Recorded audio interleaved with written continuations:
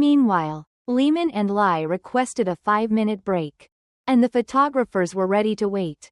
Nuo spoke up, suggesting, "Ririsa, just give me a signal, and I'll strike a pose right away." She realized they wouldn't be able to draw in more customers this way. But suddenly, Makari and Arya couldn't keep up. Arya started blaming herself, thinking that if only Ririsa and Nuo had been the pair, it would have been perfect. But the main character still wanted to push herself harder, believing it was her responsibility. It was only then that she noticed Ririsa hadn't drunk any water because, as she explained, Lily didn't drink bottled water. So, Ririsa kept up with the act. No matter how much her friends scolded her for it, she was determined to give her best for the cosplay. And Arya decided she wouldn't drink water either, choosing to follow her friend's approach. Okumura, anticipating this, had already prepared. He brought a special metal lunchbox and thermos, limited edition. Only 5 were made, and he opened it at this moment just to satisfy Lily's wish. This made the audience think they were witnessing a real-life version of Lily drinking from her iconic thermos. The photo shoot continued, and there was a surprising outcome. The 4 of them were finally in sync with their eye contact, thanks to Okumura's clever trick of holding up his hat at a distance. Everyone followed his lead, looking at the hat, which helped them create better poses and photos. Lehman and Lai were pleased to see this improvement, though the weather was getting hotter by the minute. The male lead was about to signal for a break when he saw Lily's determined expression. At that moment, he realized that anything he said would be pointless. She was working hard to maintain her flawless appearance. The photographers also noticed her unique aura, which set her apart from the others. And some of the photos were already being uploaded online. But as Lily tried her best, her body couldn't handle the heat. Nuo stumbled and leaned on Arya for support. But it was Ririsa who collapsed.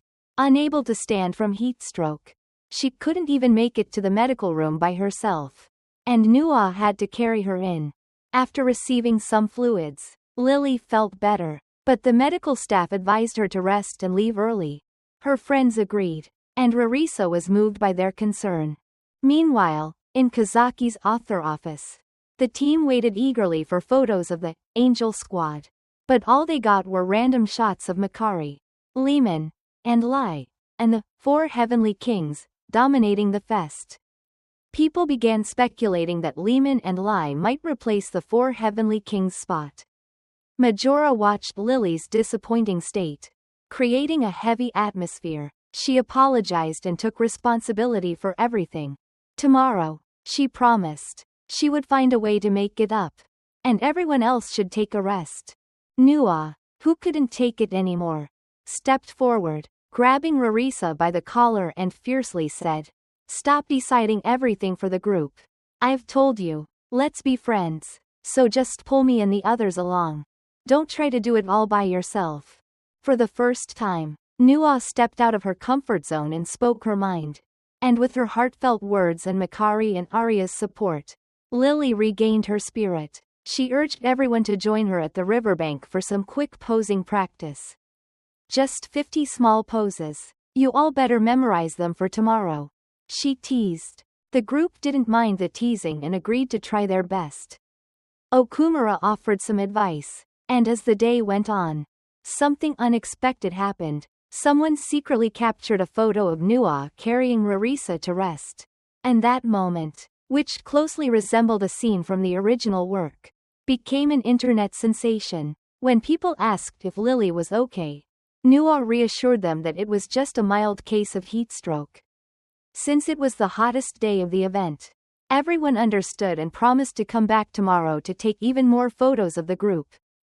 The next day, despite facing another exhausting schedule, the weather was cooler, and Lehman, now cosplaying as another character, continued to attract the crowd. Lily was nervous, fearing that people would think she was the girl who fainted and caused a commotion the previous day.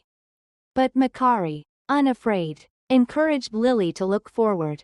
And as she did, the photographers and festival goers smiled and eagerly waited to capture her.